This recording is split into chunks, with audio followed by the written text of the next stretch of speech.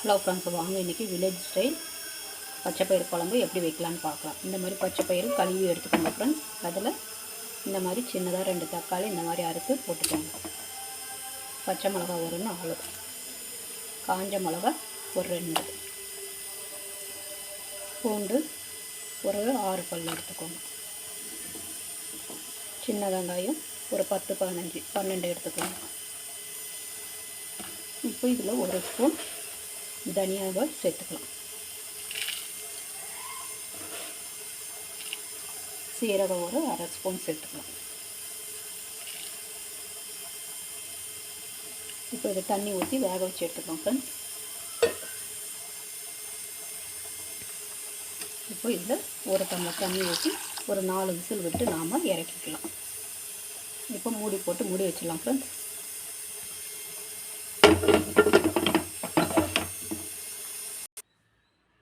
இப்போ இதை திறந்து பார்த்தலாம் ஃப்ரெண்ட்ஸ். இப்போ நல்லா வெந்துடுச்சு. இதை ஒரு சட்டியில் போட்டு நல்லா கடைஞ்சி எடுத்துக்கலாம்.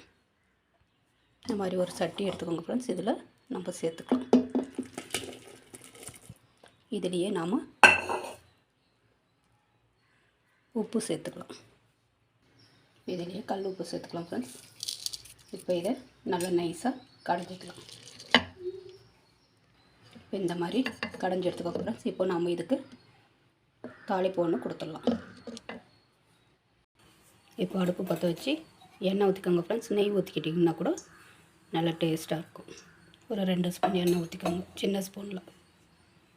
எண்ணெய் காஞ்சதும் கடுகு சீரகம் போட்டு தாளிச்சிடலாம். கடுகு போட்டுடலாம் ஃப்ரெண்ட்ஸ். அதிலே ஒரு 1/4 ஸ்பூன் சீரகத்தை சேர்த்துக்கலாம். இதிலே ஒரு 2 காஞ்ச மிளகாய் சேர்த்துக்கோங்க.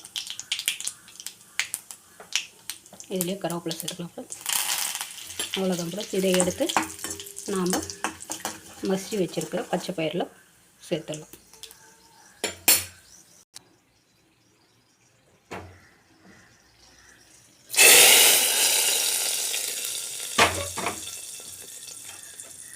இப்போ இதை நல்லா கலக்கி விட்டுருங்க ஃப்ரெண்ட்ஸ். கொஞ்சமாக ஒரு 1/2 டம்ளர் தண்ணி ஊற்றி இந்த மாதிரி கலந்து வச்சுக்கோங்க. அவ்வளோதான் ஃப்ரெண்ட்ஸ். இப்போது நல்ல டேஸ்டியான வில்லேஜ் ஸ்டைல் பச்சைப்பயிறு குழம்பு ரெடி. இதை ஒரு பாத்திரத்துக்கு நம்ம மாற்றிக்கலாம்.